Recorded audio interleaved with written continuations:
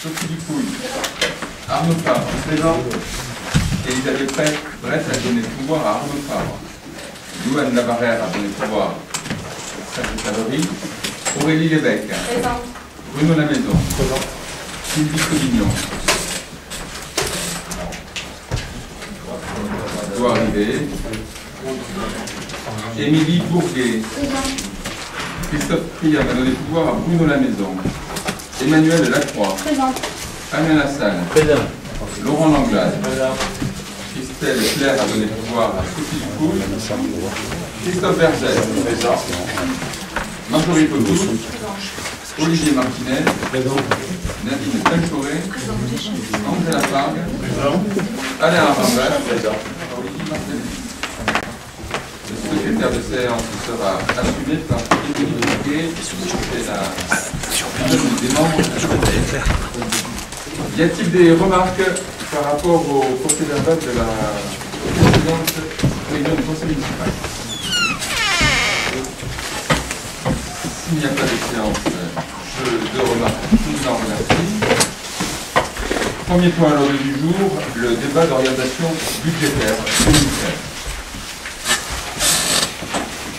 Chers collègues, le débat d'orientation budgétaire est un moment d'échange sur les priorités et les évolutions de la situation financière de la collectivité, après avoir analysé le contexte international et national. La préparation budgétaire 2015 se fait dans un contexte d'incertitude et de restrictions inédites. Le gouvernement se montre dans l'incapacité de donner un cap et un minimum de visibilité aux collectivités locales. Depuis le mois d'avril 2014, les restrictions budgétaires aux collectivités locales ont été multipliées par 3, en passant de 4,5 milliards d'euros à 12,5 milliards d'euros entre 2014 et 2017. Qu'en sera-t-il dans les semaines ou les mois à venir? Ces décisions unilatérales décidées par l'État nous conduisent dans une situation particulièrement difficile. Alors que les élections départementales se tiendront fin mars, nous ne savons toujours pas quel est l'avenir des départements et le débat sur les compétences qui est en cours ne donne aucun éclairage sur les orientations en matière de répartition des compétences, le calendrier des transferts, les modalités financières, ainsi de suite. Il en va de même pour les régions où le renouvellement des conseils régionaux interviendra à la fin de l'année. Et je suis relativement inquiet de la suppression de la clause de compétence générale telle qu'elle est entreprise aujourd'hui. Quel avenir pour les interventions en matière de culture, de patrimoine et de sport de la part de la région? Quels transferts de moyens sont prévus sur les départements pour qu'ils prennent le relais? Une fois encore sous ce quinquennat, ce sont les communes et les associations qui s'en trouveront lésées. Dans ce contexte particulièrement flou, il nous faut malgré tout faire un exercice de planification, tel qu'il nous est demandé aujourd'hui. Il est indispensable pour donner des perspectives aux habitants et aux acteurs de notre territoire, même s'il apparaît particulièrement complexe et soumis à caution. Et tout, nous ne pouvons oublier notre responsabilité en termes de croissance économique et donc d'emploi. L'investissement restera donc pour nous, ici à Saint-Seulé, une priorité. Il devra tenir compte de nos capacités qui se réduisent. Il doit être ciblé. Avant de rentrer plus largement sur les orientations que nous avons retenues, je voudrais juste, pour l'information de l'ensemble de la population, reprendre quelques éléments clés du document de rapport d'orientation budgétaire qui a été remis à chacun d'entre vous, de façon à ce qu'on sache et qu'on partage en commun quelques éléments d'information. Le premier, la croissance française devrait rester faible en 2015, de l'ordre de 0,5% attendu. Après le dérapage du déficit en 2014, 4,4% du PIB, le gouvernement a annoncé une quasi-stabilisation de ce déficit en 2015, mais si sa prévision de croissance qui aujourd'hui semble irréaliste à 1% ne se concrétisait pas, de nouveau, il y aurait un dérapage de ce déficit. Le projet de loi de finances tel qu'il a été présenté par le gouvernement prévoit un plan d'économie sur la période 2015-2017 de 21 milliards d'euros. Il concerne les collectivités locales pour 18% en 2015 et 22% sur 2015-2017.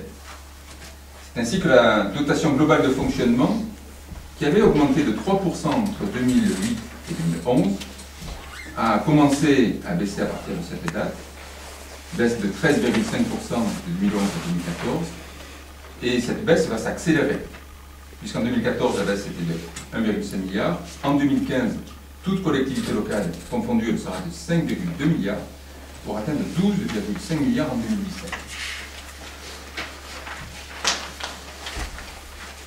Il convient de remarquer que cette baisse de collectivité représente 22% de l'effort de réduction des dépenses, alors que les collectivités ne représentent que 17% des recettes brutes de l'ensemble de la force publique. L'État ne remplit donc pas son rôle de montrer l'exemple et demande beaucoup plus aux collectivités locales qu'il ne se l'applique à lui-même. Je trouve qu'en ce sens, il porte une responsabilité lourde et grave. Sur Saint-Sevé, il nous coûtera donc une baisse de l'ordre de 100 000 € de la dotation générale de fonctionnement, et nous aurons également un coût supplémentaire pour la commune lié au Fonds national de péréquation des ressources intercommunales et communales de l'ordre de 26 000 €. Ce contexte très défavorable, inédit, vient se rajouter à une situation des comptes de la ville qui n'est pas bonne. Et je voudrais revenir sur quelques éléments extraits du rapport ASCOR qui avait été présenté aux membres de la Commission Finances le 20 mai 2014. Donc une des conclusions était la ville de Saint-Sevé a un niveau d'endettement très élevé. Les seuils d'alerte traditionnels sont largement dépassés. Je tiens à rappeler que cet endettement excessif est lié à une très forte augmentation de la dette qui est passée de 5,70 000 € en 2001 à 11 173 000 € en 2013, soit plus du doublement. Le diagnostic de l'audit ASCOR vient confirmer les conclusions de l'analyse financière 2013 portant sur le budget principal de la commune de Saint-Sevé, adressé le 16 avril 2014 par monsieur le receveur principal. Document dans lequel on peut relever une politique de désendettement devra être conduite. Les équilibres financiers sont dégradés. Le niveau des fonds de roulement est insuffisant. Il n'y a plus de marge de manœuvre en matière de trésor. Des engagements de l'État, situation dégradée. Quelles sont donc les orientations qui se proposent à nous? Quels sont donc les choix que nous allons faire? Le premier choix que nous avons fait, et que je tiens à réaffirmer ce soir, c'est que nous tiendrons cette année encore notre engagement de ne pas augmenter les impôts. Tout comme en 2014, en 2015, nous n'augmenterons pas les taux d'imposition. Nous n'aurons pas non plus recours à l'endettement pour ne pas aggraver la situation que vous nous avez laissée. Nous allons y arriver grâce à une gestion rigoureuse qui contraste avec ce que vous avez fait jusque-là. Car quelles étaient les pratiques jusqu'alors, mesdames et messieurs? Monsieur Lafargue, vous étiez bien l'adjoint aux finances de monsieur Dac. Or, nous avons découvert, et si mes chiffres sont faux, corrigez-moi, qu'un don d'un montant supérieur à 20 000 € a été fait l'an dernier au profit d'une radio montoise pour laquelle la ville a payé une antenne, l'installation de cette antenne, une antenne pour 10 568 €, l'installation de cette antenne sur un pylône pour 5 914 €, toutes ces dépenses ayant été engagées au mois d'octobre et de novembre 2013 en catimini, sans que le conseil municipal n'ait été informé en détail de cette dépense. Et cette promotion pour cette radio montoise s'est assortie de 520 € d'achat de brochures, 450 € d'achat d'adhésifs, d'une bâche de panneaux publicitaires, de flyers, de cartes adhésives, tout ceci pour 20 728,94 €. Si je remonte un peu plus loin, monsieur Martinez, vous avez été pendant près de 6 ans le DGS de monsieur Dalle, dont vous étiez le colistier l'hiver dernier. Monsieur Martinez, nous avons trouvé dans les comptes de la ville l'achat pour la salle La Loubert de 2 parquets à 6 semaines d'intervalle pour un total de 87 324 €. Je tiens là encore les factures à la disposition de qui le souhaite. Cette affaire rondement menée par vos soins, puisque vous êtes nommé dans la facture B0608 1001, se décompose comme suit. l'achat d'un parquet à la ville d'Hendaye, le 10 août 2006, pour un montant de 30 000 €. Et un deuxième parquet acheté le mois d'après, facture du 30/09, pour un montant de 47 324 €. Je me pose la question, M. Martinez, de la raison pour laquelle vous avez acheté 2 parquets.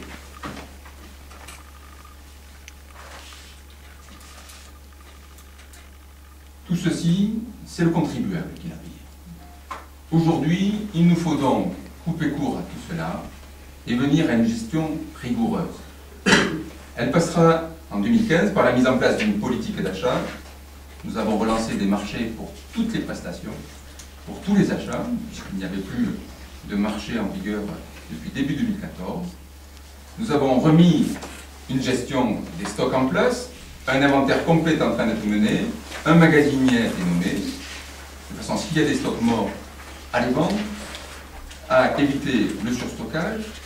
Et enfin, un plan d'éclairage public sera mis en œuvre dans les semaines à venir, avec dans certains quartiers un lampadaire sur 2. Je pourrais multiplier des exemples qui vont nous permettre, par cette gestion rigoureuse, de réduire nos dépenses à caractère général, parce qu'une gestion rigoureuse, ça consiste à ne pas dépenser l'argent que l'on n'a pas. Cette politique rigoureuse, il nous faudra aussi la mener sur un budget d'investissement qui sera ramené à 1 450 000 €. La priorité sera mise sur l'entretien des bâtiments publics, malheureusement laissés à l'abandon. Tout ne pouvant pas être fait en un an, les priorités 2015 iront en premier lieu à la réparation des fuites et des toitures. Donc certains bâtiments ont été refaits à l'intérieur sans que les toitures soient refaites, notamment le tribunal. La deuxième action ira à l'amorce de la mise aux normes des écoles et des équipements sportifs, laissés dans un état catastrophique. La troisième action ira au rapatriement sur Monique de tous les services techniques, pour offrir enfin à nos équipes un outil de travail moderne, leur permettant d'être plus efficaces, avec des racks de rangement, avec des vestiaires aux normes, avec les bureaux des services techniques rapatriés aux côtés, pour travailler de la même configuration que travaillent la plupart des entreprises d'aujourd'hui. Travail aussi qui n'avait pas été mené jusqu'à là. Nous allons également, et c'est le quatrième sujet, lancer un programme d'économie d'énergie, puisqu'un dispositif existait depuis 2008 avec des aides de 75% pour mettre en place des éclairages basse consommation sur tout l'éclairage public. Nous avions jusqu'à juin 2015 pour bénéficier de ces subventions. Rien n'avait été fait jusqu'alors. Nous initierons dès à présent ce programme qui s'écoulera sur sûrement 3 ans, parce que les budgets sont très lourds. Et enfin, nous engagerons des investissements d'exploitation du potentiel touristique, levier de développement de notre commune. Je ne rentre pas dans les détails des investissements. Nous aurons un budget à voter dans quelques semaines, où nous aurons le loisir d'évoquer tout précisément. Dans le document que vous avez, nous avons quand même listé toutes les actions. Tout ça pour dire que tout ceci se fait dans le cadre d'un plan pluriannuel d'investissement, c'est-à-dire avec une méthodologie, une organisation pour faire les choses dans l'ordre, pour arrêter les stop and go que nous avons connus pendant plusieurs années, où on lançait quelque chose, on l'arrêtait, on le reprenait, de façon à améliorer les services publics de notre commune dans un plan de rigueur et de bonne gestion que nous appliquons depuis plusieurs mois et que nous allons poursuivre et accélérer. Voilà les orientations budgétaires qui nous animent. Y a-t-il des commentaires ou des questions?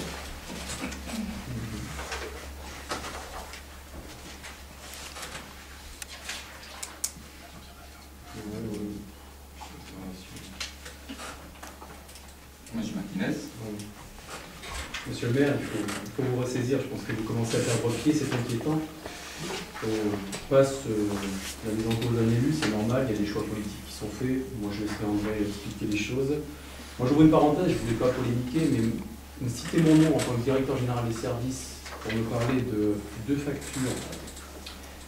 Au-delà du montant, ce qui est très tendancieux, c'est que des gens qui ne sont pas très au fait des choses au niveau de la chose publique peuvent imaginer, avec la teneur de vos propos, que j'aurais pu faire des choses illégales.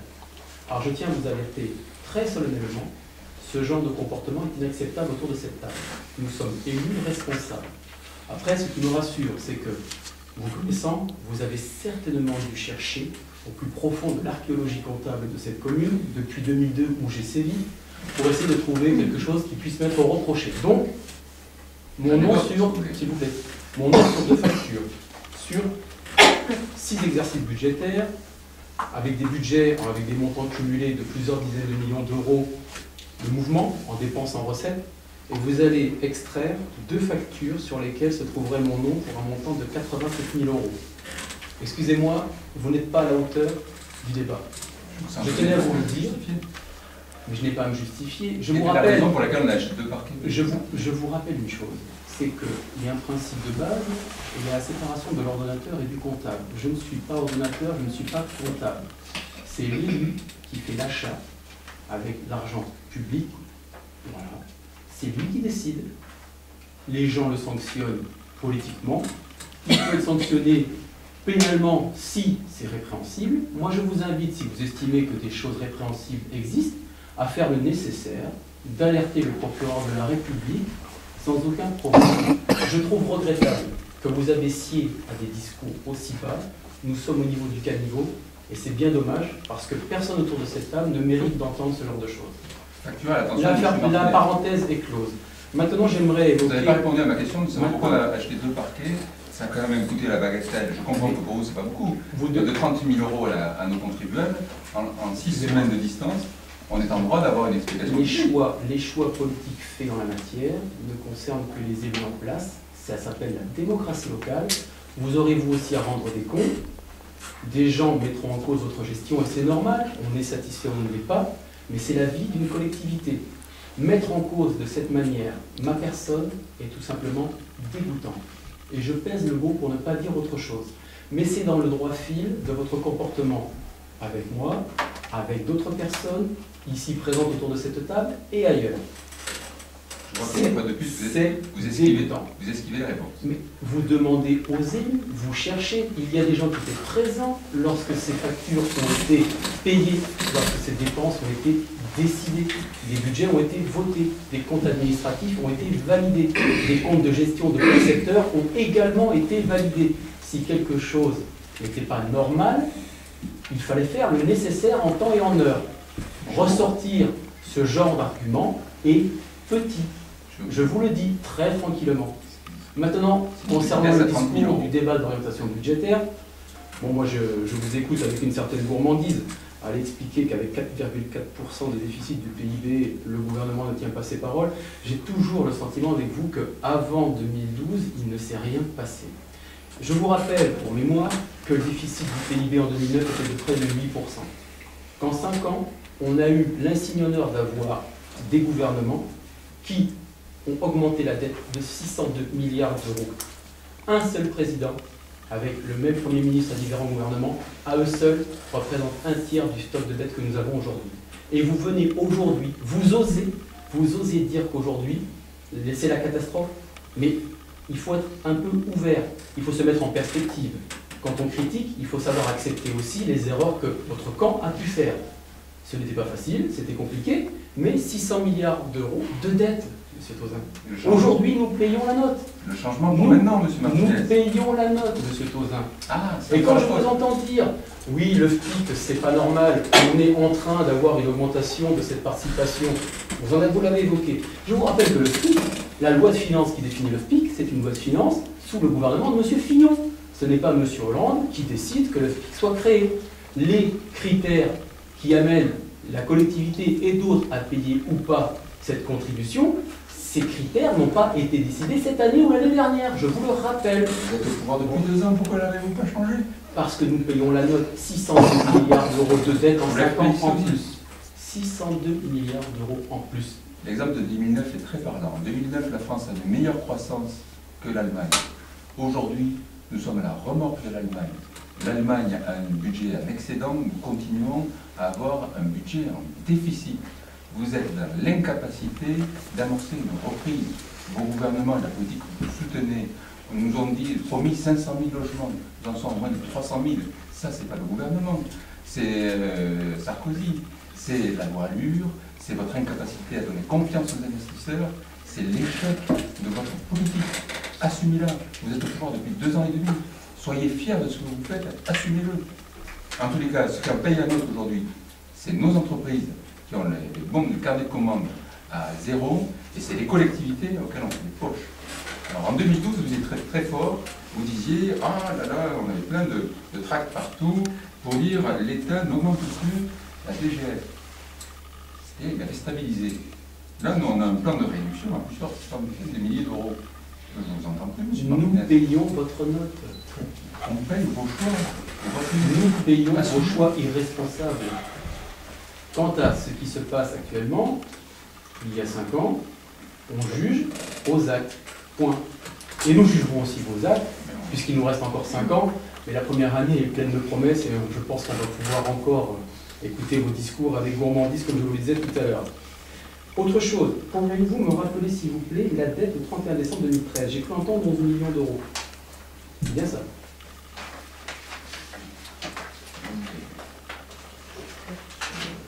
Document, ça doit être. Vous avez dit 11 millions d'euros. 11 173 000. Bon, alors, vous vous doutez bien que j'ai vérifié aussi le compte de gestion du percepteur pour ne pas être taxé de subjectivité. J'ai le capital restant dû à 9 576 000 euros. Vous avez 11 millions d'euros. Comment expliquez-vous que dans un débat d'orientation budgétaire, vous puissiez vous tromper à ce point? C'est par rapport à la gendarmerie, vous m'avez dit bonjour. Vous avez un élément technique sur lequel on va passer 5 ans à se le dire.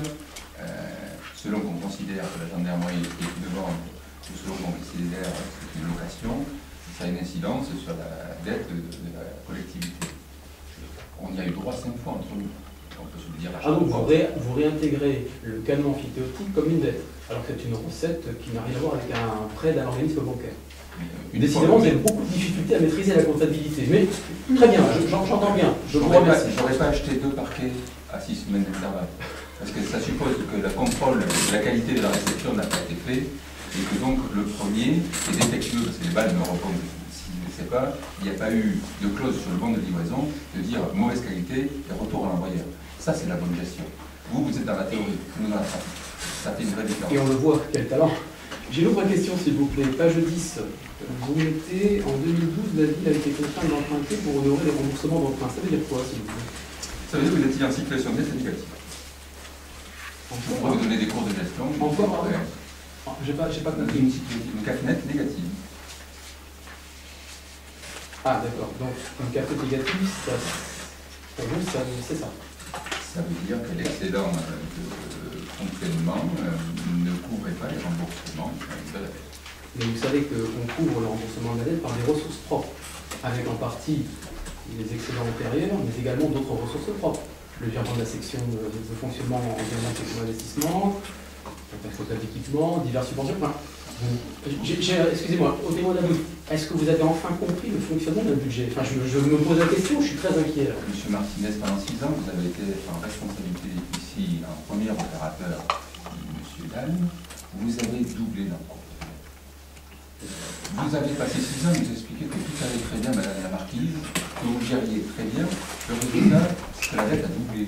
Le résultat, c'est qu'aujourd'hui, cette dette que vous nous laissez, elle nous coûte 1 million d'euros tous les ans en remboursement de frais financiers et de remboursement d'emprunt. 1 million d'euros, c'est ça votre héritage. Plus de 360 000 euros de frais financiers. Alors vous allez m'expliquer par mille artifices que tout va bien et que vous avez raison. La vérité que tout le monde comprend. Pendant des années, vous avez dépensé l'argent que vous n'aviez pas et qu'aujourd'hui, il faut rembourser. C'est ça la réalité. Ça, c'est compréhensible de tous. Vous parlez très bien, mais vous raisonnez faux. Et moi, je préfère la pratique à la théorie. La pratique à la théorie. Toute la difficulté pour vous, c'est que finalement, votre problème n'est pas tellement financier à Saint-Sevé. On se rend vite compte d'une chose. Et la théorie est assez révélateur. Vous criez au loup, vous dites qu'il n'y a pas d'argent. On s'attend tous soit à ce qu'on ait des économies conséquentes, soit à ce qu'on trouve des ressources. Et j'en suis ravi. Les économies elles y sont, M. Martinez. Nous verrons ça au compte administratif. Excusez-moi, je peux terminer, s'il vous plaît. Non, mais 6% de baisse. Excusez-moi, je ne vous interromps pas. Sur les charges je ne vous interromps pas, s'il vous plaît, je parais terminer. 6% de baisse. Jamais vous n'avez pratiqué une baisse pareille. La baisse des indemnités. Monsieur Tozan, je continue à parler, vous m'avez coupé, excusez-moi. Le débat est démocratique, je ne vous coupe pas, moi. Donc vous me laissez terminer, s'il vous plaît. Nous verrons au compte administratif, effectivement. Pour l'instant, le débat d'orientation budgétaire n'est pas là pour expliquer ce genre de choses. le quitus qu'on vous donnera ou pas, puisque c'est un quitus, quoi qu'on en dise, on verra ça au vote du budget et au vote du compte administratif. Moi, je vous dis juste une chose. Je constate que vous avez crié au loup en disant qu'il n'y avait pas d'argent dans cette ville, mais finalement, vous n'augmentez pas les impôts et nous en sommes ravis. On préserve le pouvoir d'achat. Et vous ne baissez pas les dépenses, c'est notre avis également. Quand on n'a pas d'argent, il faut trouver une solution. La solution, vous l'avez trouvée. C'est qu'on vous a laissé une situation très saine. Donc arrêtez d'imaginer et arrêtez de faire croire aux gens que tout va bien. C'est qu'aujourd'hui, monsieur le receveur, monsieur le maire, vous n'êtes pas dans la capacité. Il dit le maire. Votre seul souci n'est pas financier, c'est que vous n'avez pas d'idée pour cette ville. Vous ne savez que faire du pouvoir que les Saint-Séverin vous en donnez. Il est là le problème. Et c'est le plus grand drame pour notre ville. C'est une imposture. C'est bon. Nous verrons encore pendant 5 ans. C'est traditionnel que la position, quand il y a une bascule, parce qu'il faut toujours un juste et une imposture, soit du peuple. Le peuple nous a confié une responsabilité. Il a confié pour 2 raisons. Il estimait que la gestion n'était pas bonne, et M. le receveur dit la même chose que vous dites, indépendant qui a été dite. Quand on a une dette au double de la moyenne nationale de la strate, bon, je sais bien que vous ayez quelque chose à dire, la posture est belle, mais la vérité c'est que nous sommes 2 fois plus endettés, et que ceci nous met dans la panade. Maintenant, je vous remercie de mettre en évidence la rigueur que nous allons mettre en place et de reconnaître que nous dégageons des marges de manœuvre par les baisses des dépenses. Non, j'ai dit que ça, on le verrait. Je vous remercie arrêtez de faire du révisionnisme, c'est agaçant. Vous y arrivez quand même, mais parce qu'on baisse des dépenses. Je ne vous ai pas dit ça. Et une autre chose aussi, c'est-à-dire qu'on a demandé à plusieurs reprises, quand aurons-nous enfin l'audit financier? Mais vous avez insisté. Non, vous avez même posé toutes les questions que vous vouliez. Le 20 mai 2014. Non.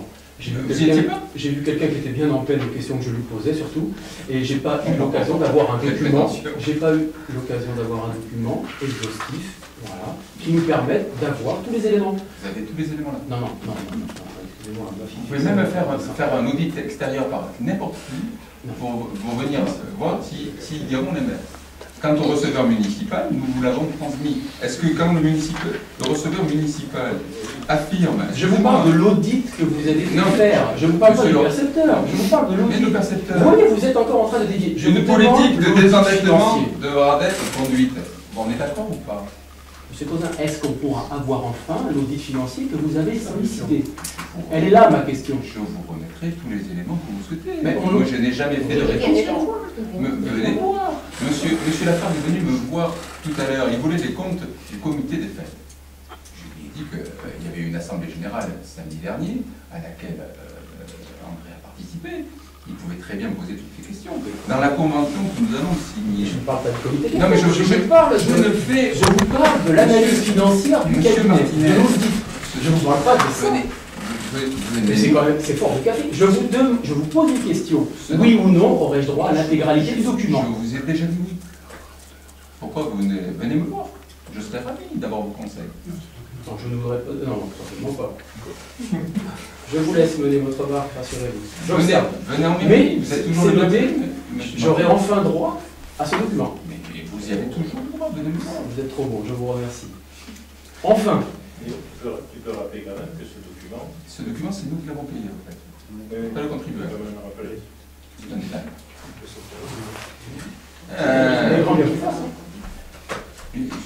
Je sais bien qu'il y a toujours... Mais en tout cas, le receveur a dit, pas je. Une politique de désendettement devra être conduite. Il faut le retenir. André, je crois que tu veux dire quelque chose. Non, mais Olivier n'a pas rien.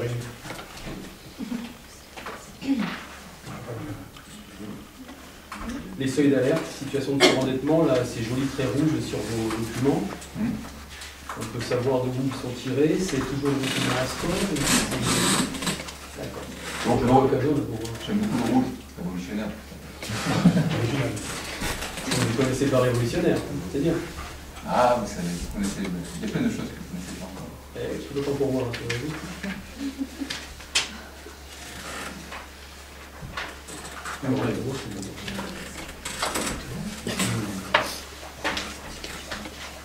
Oui. Bon.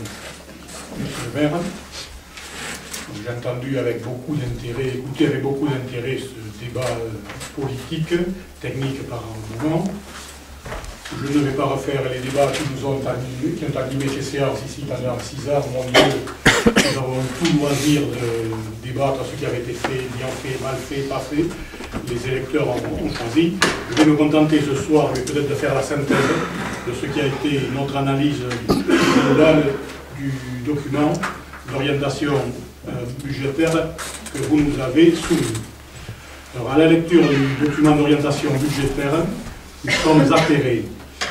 Votre argumentation nous oblige à le qualifier d'outrancier. Et vos propos en présentation de ce document ce soir, je crois, renforcent notre appréciation.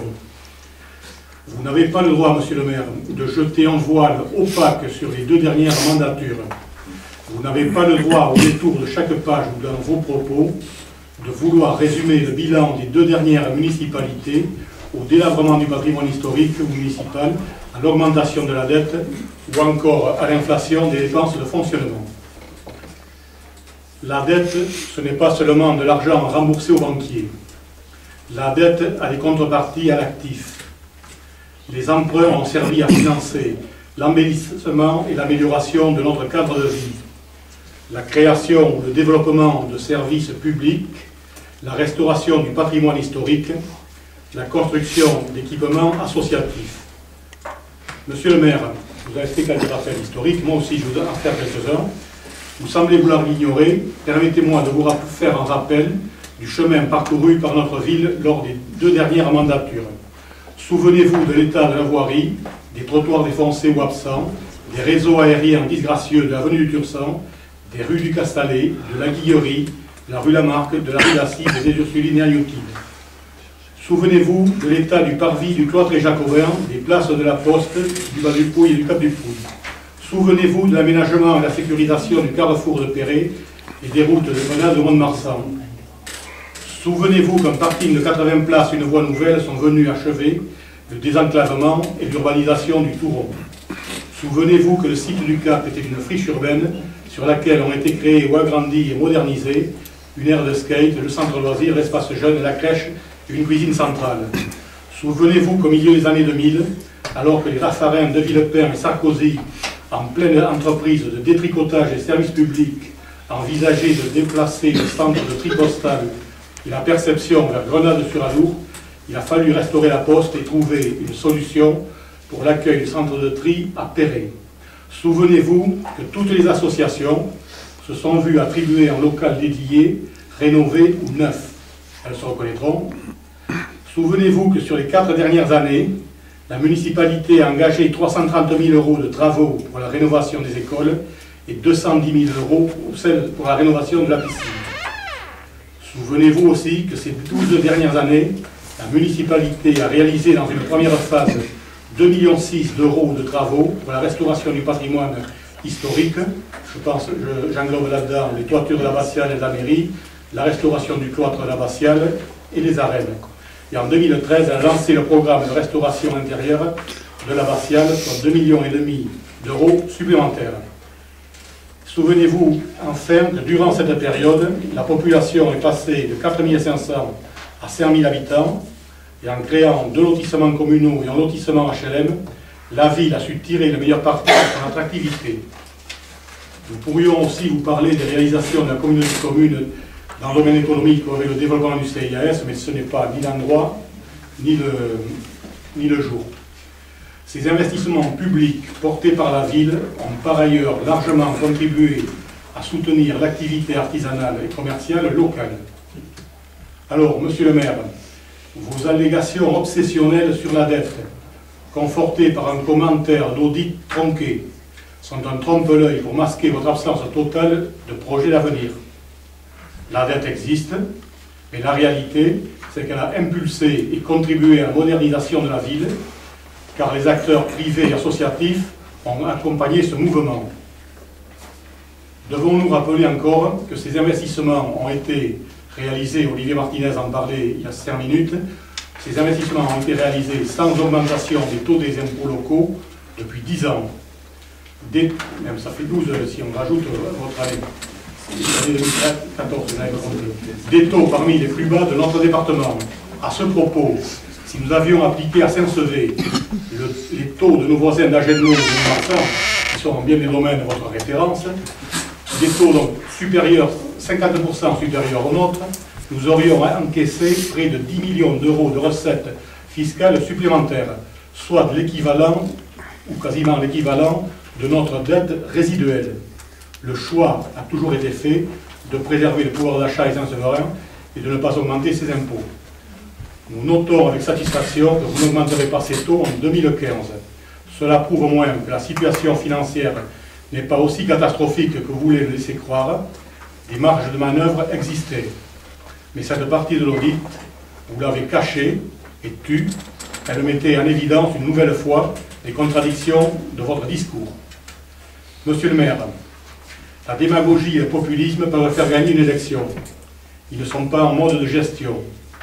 Cessez de mettre des mots et produire des discours au service de votre seule ambition politique personnelle.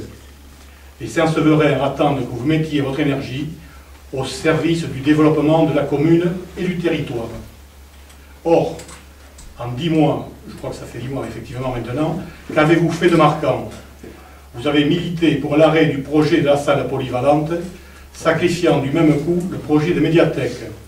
Vous perdez ainsi 1 million d'euros de dépenses déjà engagées et vous abandonnez 4,8 millions de subventions accordées.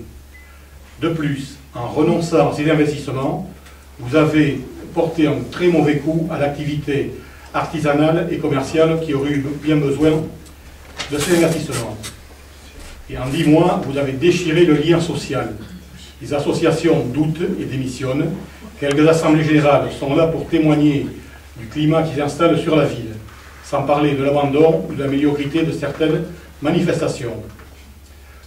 En conclusion, vos orientations budgétaires ne laissent pas transparaître la moindre ambition, à côté des programmes d'entretien du patrimoine communal, nécessaires certes, aucun projet d'avenir n'émerge. L'aménagement du marché, l'agrandissement de la Loubère ou la couverture du boulodrome de Greil, propositions phares de votre campagne, sont passées aux oubliettes. Des entreprises privées auraient même vu leur permis de construire refusé. Le dynamisme et le développement de Saint-Sevé sont en panne, nous le déplorons. Est-ce que vous pouvez me préciser des manifestations auxquelles tu penses qui sont plus médiocres que les années? Comment? Elles sont organisées par des associations. Je ne veux pas ici les qualifier. Non, mais parce que tu portes un discrédit sur certaines manifestations. On va en parler, non. Dans le discours quant au discrédit porté, je vais pas revenir sur des propositions. Certaines manifestations sont plus médiocres. Je n'ai pas envie, je ne ferai pas ce soir. Tu penses auxquelles? Parce que de deux choses l'une. Ou tu penses à aucune, et auquel cas cette phrase est à retirer. Ou tu penses à certaines, auquel cas je crois que c'est bien de savoir. Vous êtes parfaitement au courant. C'est-à-dire? Je ne porterai pas de discrédit ici sur les associations. Non, mais parce que c'est une accusation. Si certaines manifestations ont été médiocres, c'est parce que je pense peut-être que les associations n'ont pas toujours trouvé le soutien sur lequel j'aurais pu compter. Tu penses à quoi? Je n'en dirai pas plus. Je n'en dirai pas plus. Je n'en dirai pas plus. C'est dommage que ça. C'est dommage, c'est peut-être dommage. La qualité de ton propos. C'est sûrement dommage, mais je n'en dirai pas plus. Sur le bilan que tu viens de dire, en revenant sur quelques réalisations, l'avenue du Tursan, il y a un litige en cours. Elle n'a pas été faite dans la règle de l'art. Nous étions encore lundi dernier avec un expert parce que les dodans ne fonctionnent pas, elle est complètement délabrée. Le parking du Tauron, litige en cours, même expertise.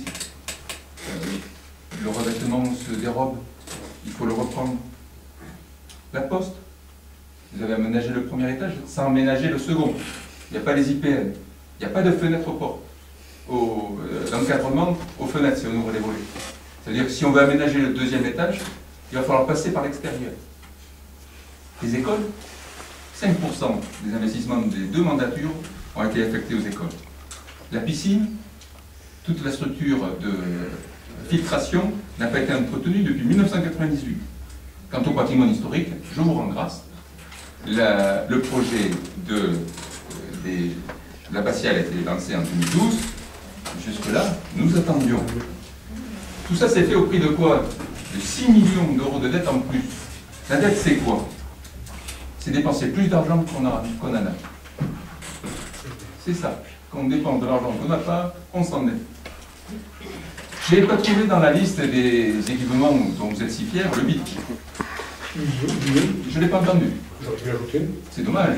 Je le revendique. Parce qu'il a beaucoup servi cet été. Quant au choix stratégique qui a été fait le 10 décembre à la Communauté des communes, c'est de privilégier le développement économique. Aménagement d'un rond-point à la zone Papin pour accéder par la route de Connard. Ça, c'est un investissement d'avenir. Réaménagement de cette zone. Mise en place d'aide à l'investissement pour les commerces et l'artisanat. Aménagement d'Agroland. Priorité donnée au développement économique. La médiathèque. Effectivement, pour le moment, elle est en stand-by. Mais nous, on n'a pas voté contre. Nous avons voté pour l'APD, nous sommes abstenus le 10. Vous avez voté contre. Venez pas nous reprocher vos décisions. Dernier point. Vous semblez dire que nous n'avons pas de projet. Enfin, faut-il que je revienne sur la liste des réalisations? Nous allons refaire complètement le local économique à Gaillac. Il y a là, autour des berges, un vrai développement nature, tourisme, loisirs à faire. Nous allons refaire complètement les vestiaires du stade de rugby dans un état épouvantable. Et nous engageons, c'est le cabinet ALAC qui a été retenu, un travail d'architecte pour chiffrer tous les travaux de mise aux normes des équipements sportifs. Ça nous berce à l'annexe, ça prendra la mandature, ça prendra le temps qu'il faut, et nous allons remettre aux normes tous les équipements sportifs. Les écoles, 5% pendant 12 ans, il faut bien imaginer que c'est pas un zéro état. Nous allons finir sur 2015 la rénovation de Pérali. Nous aurons là une petite école intermédiaire entre la maternelle et l'école du Parc. Et nous avons lancé, c'est le cabinet Prozac qui l'étudie, une restructuration complète de l'école du Parc. Ça, c'est un beau projet pour nos enfants. Dernier point, troisième point, la rénovation du patrimoine historique avec l'abbatiale. Nous avons ouvert pour les journées du patrimoine pour la première fois les tribunes. Une étude de faisabilité pour accéder au clocher, pour mettre en tourisme ce lieu, est en cours. Et sur les Jacobins, je reprends, nous avons obtenu la fin de la délocalisation du musée qui reste Musée de France. Et il est prévu de mettre en place un vidéoprojecteur sur la salle du Béatus, de refaire la cour pour enlever le goudron et embellir ce lieu, de mettre aux normes l'accessibilité et le dortoir pour essayer d'obtenir l'agrément jeunesse et sport, et de remettre la rosace et les vitraux à l'église, tout ça pour que sur ces deux équipements phares, nous pouvons amorcer la mise en tourisme. Il y a, en parallèle à ça, une mission de diagnostic à BAT, première étape, faire des aides à l'investissement pour tous les propriétaires, à la rénovation. Il y a des exonérations fiscales auxquelles nous passons à côté depuis bien des années. Et nous avons amorcé la belle ville d'Arly-Soir. Et j'espère que d'ici la fin du mandat, nous l'obtiendrons. Alors certes, les toitures, c'est un projet stratégique, mais c'est l'héritage. Certes, la mise en accessibilité du premier étage de la mairie depuis la loi de 2005, rien n'a été fait. Il faut bien se mettre en conformité. Quant à la réfection du parc de Morlagne, rien n'a été fait depuis la tempête de 2009. Nous allons retenter des essences rares, y réaménager le aire de jeu qui a disparu, et nous allons lancer un grand investissement d'économie d'énergie et une restructuration d'organismes pour améliorer l'efficacité de nos services. Moi, je crois que sur tout ça, il y a à la fois de l'équilibre, de l'ambition et le souci de mettre des priorités pour ne pas dépenser l'argent que nous n'avons pas. Quant au permis, je pense que vous êtes très mal informé, puisque le projet en question, on va le citer, c'est un cas marché, il est en zone inondable, il y avait un avis défavorable de la commission des risques de la préfecture. Je ne suis pas un maire qui irait à l'encontre des avis défavorables de la préfecture. Moi, je ne suis pas oui. Donc, quand il y a un non, j'appliquerai le non. Nous avons fait une rencontre avec les services et il y a une solution technique. Une étude est en cours de façon à faire une étude de l'eau. Il y a d'ailleurs toute la Coulaquère, tout cet espace-là vert, une analyse des flux et de remettre en flux l'eau sur tout ce périmètre. Et il a été acté la possibilité d'aménager là-bas. Donc s'il vous plaît de grâce, n'en restez pas aux rumeurs, jugez sur les faits. Je constate que cette année, nous avons eu 5 installations nouvelles sur Saint-Sevé, un commerce d'informatique, 2 nouveaux restaurants qui fonctionnent très bien, un local de location de vélo, j'en oublie sûrement, des cigarettes. La couture, la vie économique est faite de gens qui arrêtent, d'autres qui ouvrent, et rassurez-vous, nous aurons la possibilité, dans un an, lorsqu'on fera le débat d'orientation budgétaire 2016, de parler d'autres projets qui auront vu le jour. Ceci étant un débat, oui. Juste un mot, je vais répondre point par point. C'est sûr, on a mal compris, mais il n'est peut-être pas fait pour se comprendre, je ne sais pas. Moi, je ne conteste pas les points, vos projets, là. Je dis, je les ai entendus, je ne les ai pas démontés un par un. Aujourd'hui, moi, ce que je vous demande d'entendre, ce que nous voulons, ce ne sont plus des discours, c'est des actes, c'est des réalisations, que nous puissions juger dans un an, dans 2 ans, dans 3 ans, dans 6 ans, peut-être, ceux qui sont là, des actes, cessons d'entendre des discours. Je crois que c'est le sens. J'avais dit que nous avions tout fait, tout bien fait. Il y a peut-être des choses qui ont été même mal faites. Ça, vous l'avez dit, on l'a entendu. Maintenant, de grâce, faites. Ne parlez plus, faites. Mais on fait. On vote le débat d'orientation budgétaire 2 mois d'avance par rapport à d'habitude, c'était systématiquement au mois de mars. Et nous aurons, enfin, nous en débattons, et nous aurons à voter le budget, je l'espère, très rapidement. Dans tous les cas, ça se fera de manière beaucoup plus rapide que les années précédentes pour que tout ceci rentre réellement en œuvre.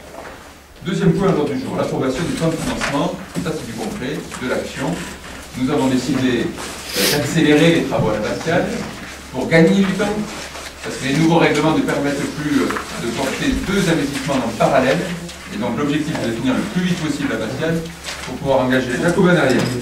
Je vais passer la parole à Jean-Marc, puisque c'est lui l'adjoint en charge de ces questions. Je vous propose d'ailleurs qu'il nous donne des éléments d'information peut-être sur le point 2 et 3 en même temps. Oui.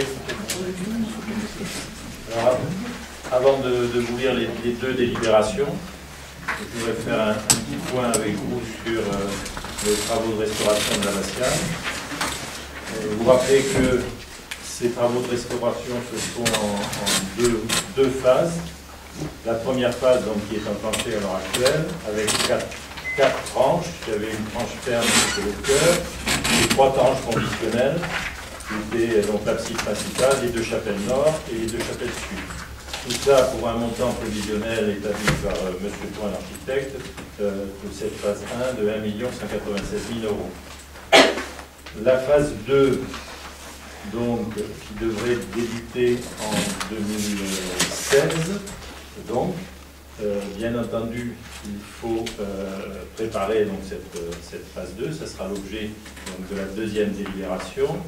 Au prévisionnel, nous avons donc un montant total là de 1 570 000 €, non, 1 309 000 € hors taxe. Donc avec une tranche ferme qui est le transept et le 3e chapelle nord et sud, une tranche conditionnelle 1 qui est la nef et la tranche conditionnelle 2 qui sera les bas-côtés. À ce jour, il faut savoir que sur ces montants, les subventions sont les suivantes. La DRAC subventionne à 40%, le Conseil régional subventionne à 15% dans la limite de 400 000 € par an, et le Conseil général subventionne à hauteur de 12,5%. Ce qu'il faut savoir également, c'est que les travaux d'électricité, enfin une partie des travaux d'électricité ne sont pas pris en compte dans les subventions. C'est à déduire des 2 300 000 € hors taxes. Voilà. Ce qu'il faut savoir quand même, c'est que par rapport au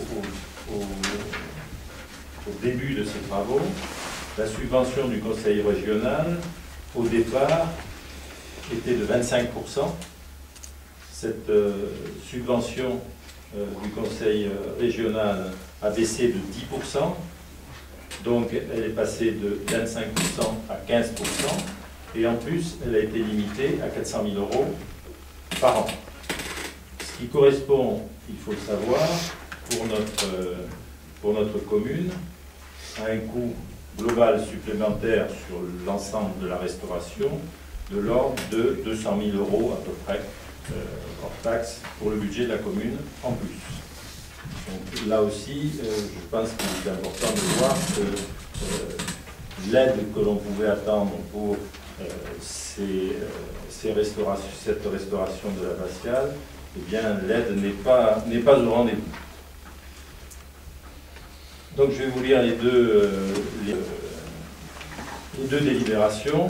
Je vous fais, vu le code général des collectivités territoriales, vu le devis, considérant le programme global de restauration intérieure de l'abbatiale élaboré par le cabinet Point et les différentes tranches de cette opération, considérant que la phase 1 concerne la restauration du corps et des chapelles latérales, considérant que la 4e tranche de travaux, donc entre parenthèses la 3e tranche conditionnelle de cette phase 1, programmée sur l'année 2015, portera sur les premières et deuxièmes chapelles sud du chœur, considérant que ces travaux sont subventionnables par la DRAC à 40% par le Conseil général des Landes et le Conseil régional d'Aquitaine, le conseil municipal, après en avoir délibéré, approuve ou n'approuve pas le projet d'investissement pour la restauration des premières et deuxièmes chapelles sud du chœur au titre de la 4e tranche d'exécution du programme de restauration intérieure de l'abbatiale pour un montant total subventionnable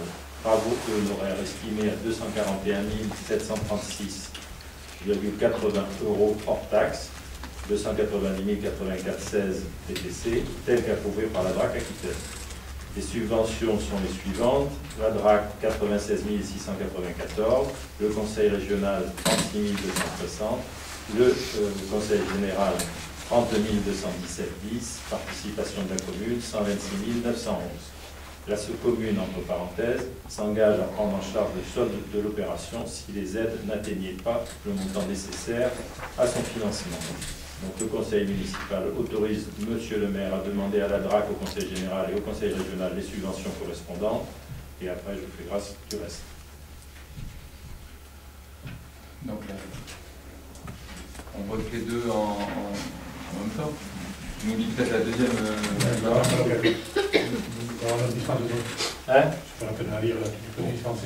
Oui, la deuxième délibération, c'est l'étude de méthode.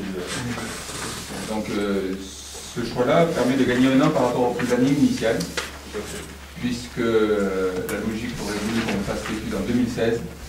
Le faire là, en ayant accéléré aussi les travaux, notamment de transfert d'échafaudage du chœur vers les absides, nous a fait gagner un peu de temps. On devrait pouvoir gagner un an par rapport au planning initial et finir en 2018. Si tout se passe normalement. Y a-t-il des votes contre de l'opération, des abstentions? Bien, je vous remercie. Dénomination de la zone industrielle de Guillaume. Alors, c'est l'agrandissement de la zone industrielle de Perret. Pour ceux qui n'y seraient pas encore allés, les travaux ont bien avancé au niveau de la voirie et des aménagements. Il y a déjà une première entreprise qui s'est installée. Il fallait trouver un nom. L'avenue qui va donc longer la TFE pour aller rejoindre ces lots qui sont vers la ferme du Pays-Roite aujourd'hui. Il vous est proposé d'appeler avenue de Touya, puisqu'il y avait le lieu dit Touya là-bas. Et il y a une petite rue que nous vous proposons d'appeler Allée des Plumes, non pas parce qu'il y aurait des déchets en l'air liés aux abattoirs des plumes, mais en plein d'œil de l'industrie la plus ancienne de la commune, à savoir le traitement des plumes, puisqu'à la Révolution déjà, il y avait des ateliers de traitement de la plume à Saint-Sever. Il y avait d'autres propositions. Il y aura sûrement une extension de tout ceci pour aller rejoindre le rond-point route de Cona. L'emprise n'est pas encore propriété publique. Moi, je tiens à féliciter la communauté des communes qui fait un beau travail là-dessus. Y a-t-il des questions, des abstentions? Non, pas de questions. Je suis juste très heureux de participer à cette cérémonie de baptême, parce que cette zone de Guillaume sera aussi je ne l'ai pas cité tout à l'heure dans ma liste, c'est un projet communautaire. Cette zone de Guillaume va mettre aussi à l'actif ces quelques dernières années de municipalité, celle de et d'ailleurs de l'équipe de la communauté précédente. Donc je suis très heureux de participer à ce baptême. Merci Monsieur le maire de m'avoir invité. Le plus dur sera de vendre les lots. Le travail Il y en a un continue. de vendu. Il y en a un de vendu, mais les autres, c'est pas encore fait. S'il n'y a pas eu la zone, on ne serait pas venu. C'est d'ailleurs en ce sens que l'aménagement d'un accès aux routes de Conat est essentiel. Cette zone aujourd'hui est un bout, est en fond, est une impasse, et donc difficile à commercialiser vu les prix du mètre carré. Si on arrivait à en faire une zone d'entrée, il y aurait là plus de facilité à les vendre, et je crois qu'il faut intégrer tout ça dans une dynamique plus large, de façon à attirer des entreprises qui pourraient être intéressées par la proximité des plateformes frigorifiques qui sont à côté. Donc il y a un vrai travail à mener. Mais moi, quand vous faites des choses bien... Juste une parenthèse, Peut-être qu'il a coupé, il allait dire qu'on faisait des choses bien. Je me méfie des compliments. C'est pas d'accord. André, Reprenez, monsieur le maire. il n'est pas habitué, André. André, il Non, n'est je ne suis pas habitué à pas été gâté dans la vie. on se comprenne bien. On n'est pas là en train de... Les bons projets, on les continue. L'abbatiale, on continue, on l'accélère. On la complète, on y met de notre approche. L'accès aux tribunes n'était pas prévu, l'accès au clocher n'était pas prévu. Désolé, je n'ai pas eu le temps de tout faire. Mais la zone de Guillaume, je vous disais que maintenant, le travail, vous l'avez créé très bien, maintenant il faut le vendre. Et là-dessus, c'est un travail de relation avec les entrepreneurs. Nous venons. Ce n'est pas une question ni politique, ni polémique. Simplement, par rapport à cette ouverture, à cette nouvelle accès selon, parce que je crois qu'il y avait des contacts au niveau des emprises foncières. Est-ce que ça a avancé? Oui, ça avance. Ça avance. Il y avait des contacts. Ça avance, mais il y a plusieurs, il y a des successions et c'est assez compliqué parce que il y a plusieurs héritiers. Donc, c'est la volonté, mais après, il faut... mais ça avance et ça devrait aboutir dans Il y a des... Ce qu'on peut dire, c'est qu'il y a des... On a des demandes et on n'a pas le terrain. Il y a des négociations en cours. Voilà. Je sais que ça va. Donc les contacts ont été pris, les relations sont en cours. Après, c'est pas tous les faire aboutir, il faut que les aboutissent aussi à des valeurs financières qui soient cohérentes. Bon, j'imagine que... On avait Jean-Paul Farbos avant, il y avait toujours des propositions de non. J'imagine que sur la délibération pour les noms, ça vous va. Je vais Guillaume, n'importe quoi. Les plumes vont très bien. Bon, il y a eu des histoires de plumes dans ce quartier il y a quelques années. De plumes qui volaient, justement. Bon, approbation de l'engagement de consultation pour le marché public de restauration collective. Le marché en cours avec l'ensemble de chasse à faire, il a été prolongé 2 fois. Parce que nous avons mené une réflexion depuis notre prise de fonction. Puisqu'au fond, il y a des remontées d'insatisfaction par rapport à la cuisine centrale actuelle, qui sont aussi en partie liées au fait qu'on est passé en contrôle, Au mois de juin, on a mené une réunion avec les usagers, avec les agents qui travaillent à la fois dans les cuisines en bois et à la cuisine centrale, dont est ressortie toute une série de dysfonctionnements. Il n'y a pas de fiche qualité, il n'y a pas de fiche recette, de façon à ce qu'au quotidien, les agents puissent respecter les consignes précises et avoir tous les ingrédients à disposition. Nous avons également des problèmes plus largement de traçabilité et de qualité des mets. Ceci, sachant que nous avons la chance d'avoir des vrais professionnels qui travaillent dans cette structure et qui nous mettent de tout leur cœur et pour les en remercier. Cet été, nous avons mené une réflexion. On est allé à Aire-sur-la-Dour, on est allé à Mont-de-Marsan pour voir comment fonctionnaient des gens qui sont en régie, des gens qui sont en achat, mais avec la gérance en interne. On y a vu des choses positives, on y a vu des choses moins positives. Toujours est-il qu'aujourd'hui, le mode d'organisation définitif que nous souhaiterions mettre en œuvre sur cette structure n'a pas été arrêté. Il y a notamment un élément par rapport au fonctionnement en régie qui nous reste à valider, qui est celui du prix et du coût au final auquel sortiraient les plats.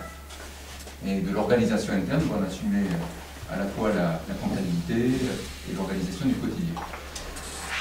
Donc nous avons pris la décision en fin d'année de refaire un pré-marché sur une durée relativement courte, c'est-à-dire un peu plus d'un an, soit jusqu'à juin 2016, pour pouvoir fonctionner clairement.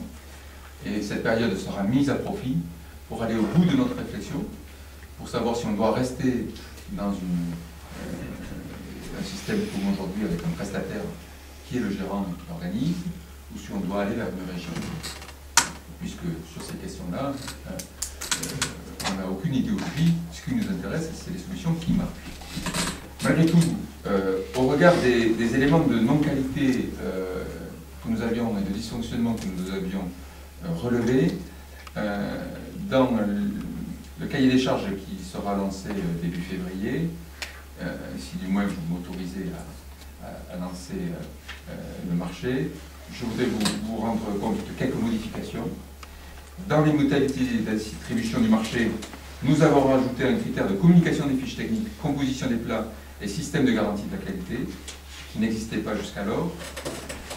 Nous avons également intégré tout ça pour améliorer les menus servis à nos enfants et à nos aînés.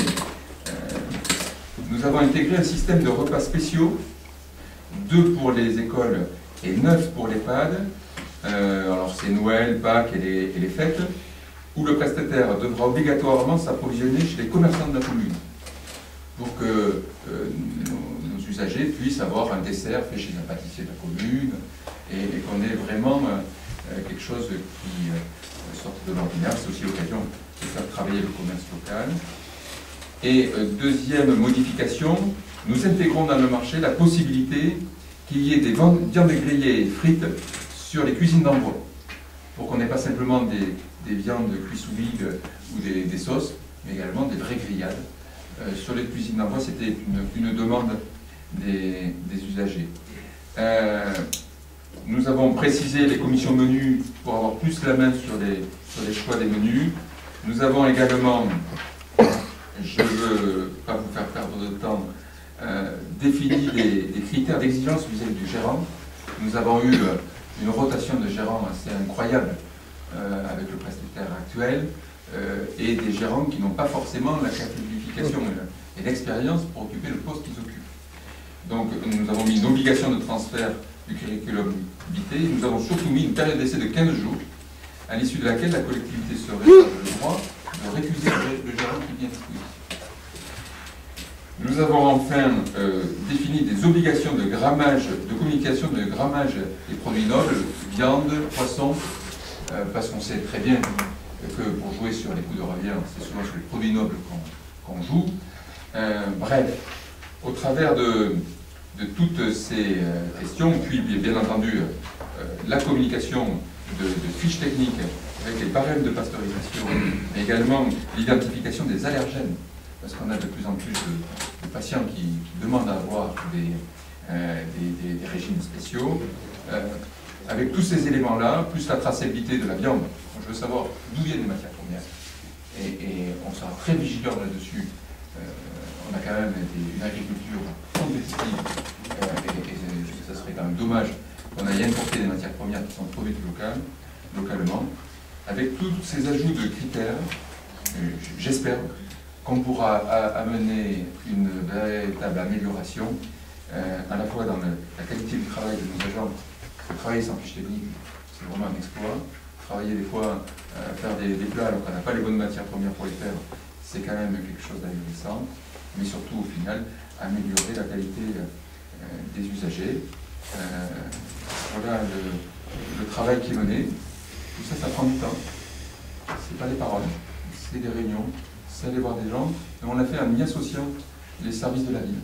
Parce qu'on a des agents de qualité dans notre collectivité et capables de prendre des initiatives de l'autonomie. Y a-t-il pour la proposition d'engagement de consultation pour le marché public de restauration collective? Je remarque oui. Oui, juste une question. Bon, tous quatre d'accord sur la volonté d'améliorer la qualité de la prestation en matière de restauration collective. Par contre, on risque fort d'avoir des incidences vu les contraintes. Qui dit contrainte dit souvent des propositions de tarification qui mécaniquement pourraient amener une augmentation du prix au final pour nos enfants, les padres ou tous les bénéficiaires de ce service. Est-ce qu'on garantit le prix des cantines actuelles ou est-ce qu'il y aura nécessairement un impact? La fiche technique, c'est une obligation d'achat CCP. Ça, c'est pas une contrainte supplémentaire, c'est obligatoire. L'envoi des grillades sur les postes d'envoi, ça ne coûte pas de surcoût, c'est de l'organisation. Là où il y aura véritablement un équilibre, c'est dans le poids des approvisionnements locaux. Si vous n'utilisez que de la cuisse de poulet label, c'est sûr qu'elle coûte plus cher que la cuisse standard. Dans le critère de choix, 50% retenu, c'est le prix. Donc notre but n'est pas, dans les temps qui courent, d'augmenter les prix.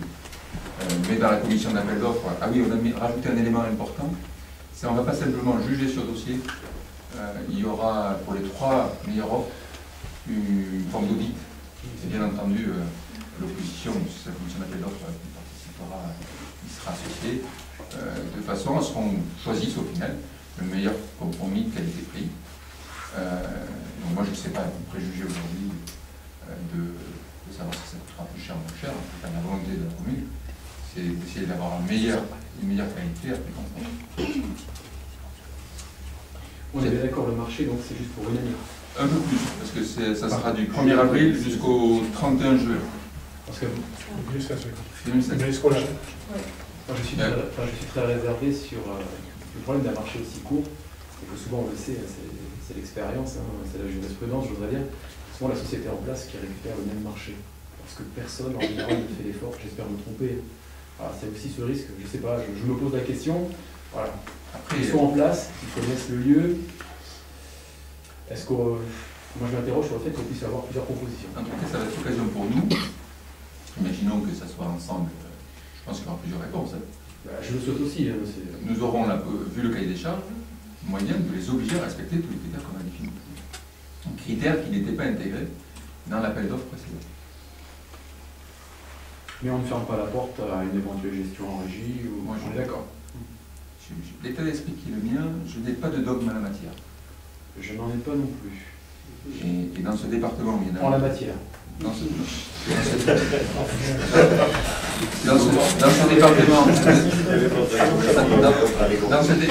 département, il y en a beaucoup. Moi, je suis convaincu qu'à certains endroits, le public est mieux, qu'à d'autres, le privé est mieux. En tout cas, ma conviction profonde, c'est que c'est la concurrence et l'émulation qui créent le meilleur service. Et pas les monopoles. Approbation de l'engagement d'une consultation pour le marché public de restauration collective. Qui est contre? Qui s'abstient? Je vous remercie. Convention d'objectifs entre la ville de Saint-Sevé et l'association des fêtes de Saint-Sevé. C'est quelque chose d'obligatoire qu'on fait tous les ans.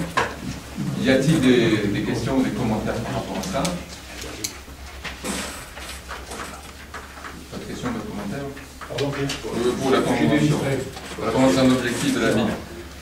Non, si un petit commentaire par rapport au propos introductif à l'échange tout à l'heure avec Olivier, c'est vrai que j'ai été très courtoisement reçu cet après-midi, nous avons passé un bon moment, mais je n'ai pas eu compter quand même. Je vous te remercie. Donc, je mets en garde à mon collègue Martinez, on l'a très bien reçu, je ne sais pas si on aura dit. Mais c'est ça que je veux dire. Il se trouve que c'est Johan, l'adjoint aux affaires. Qui a les comptes, il se trouve qu'il est absent. J'ai l'esprit général des comptes. Oui, moi aussi, il y a eu 3 000 € de perte. Le comité des fêtes nous avait informé des difficultés de l'automne, des difficultés. Nous avions voté 8 000 € de subvention en plus. Donc c'était les premières fêtes. En même temps, on n'était pas de la partie. Nous avons eu le spectacle de mémoire. La journée irlandaise a été un bon résultat, c'était beau, le monde s'avait consommé le dimanche, notamment la corrida, il y avait le monde. Voilà.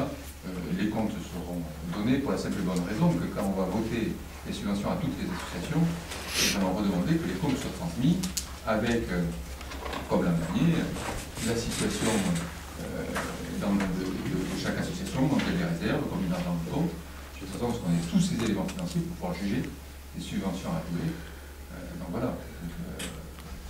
Là-dessus, il n'y a aucun problème. Vient-il sur la convention d'objectifs? Oui. Juste, j'ai lu sur la dernière page, il est marqué article 11, la présente convention est publiée pour une durée d'1 an. Une nouvelle convention devra intervenir pour l'année 2016. Oui. On allait vous faire la remarque. Hein? On allait vous faire la remarque. On voit les erreurs en premier. Bon, voilà. Surtout, il faut les préciser, la démarche aujourd'hui n'est pas du tout dans notre intention, il n'est pas du tout dans notre intention de faire le procès du comité des fêtes. Les gens qui bossent, oui, c'est simplement mesurer la relation entre le comité des fêtes et la ville. Comme pour d'autres assos, comment la ville, elle, peut mieux la relation ville-association qui nous intéresse. Après, soyez rassurés, il est pas représentant du comité des fêtes, il n'y a pas de procès d'intention. L'Assemblée générale, c'est passé dans une grande sérénité, il y avait du monde. Je pense que les belles fêtes se préparent, c'est une bonne nouvelle. Il nous faut signer la convention, il y a toutes les oppositions, les abstentions, voter à l'unanimité. Je voudrais, en point d'information dernier, vous évoquer que j'ai rencontré un entretien préalable de M. Etchepar lundi. Nous avons décidé d'une décharge de fonction qui prendra donc effet au 1er avril. Je me dois d'informer le conseil municipal. Donc je vous donne l'information. Il sera avec nous jusqu'à fin mars. Je lève la séance. Oui. Deux choses. Vous n'avez pas listé au début des séances les décisions prises au titre des délégations. Vous n'en avez pas, À ma connaissance, il n'y en avait pas. Donc, il n'y en avait pas. Vous pouvez préciser ce qu'est une décharge de fonction, quelles sont les conséquences concrètement? 1er avril, M. Etchepar quitte la ligne. Oui. Enfin, il y a la possibilité de se mettre en surnombre de rebasculer le centre de gestion. Nous allons voir ça dans les jours à venir. Qu'est-ce que ça signifie être en surnombre de centre de gestion? Être en surnombre, ça veut dire qu'il continue à rester avec nous pendant le temps. Être en centre de gestion, ça veut dire qu'il est en recherche d'emploi, un peu comme M. Etchepar a passé ces derniers temps des entretiens dans notre collectivité. J'espère pour lui qu'il trouvera à rebondir ailleurs. C'est une loyauté, un grand professionnalisme. Si au 1er avril, il n'y a pas d'employeur concrètement, ça signifie quoi pour la ville? Je vous transmettrai tous les éléments d'information si vous n'êtes pas bien au clair sur ces questions-là. Vous savez que je le suis, c'est pour ça que je suis heureux de vous recevoir et de donner les derniers éléments. Ah, je vous dirais plutôt en tête-à-tête plutôt qu'autour de cette table. Je vous remercie. C'est dommage. C'est intéressant que les conséquences.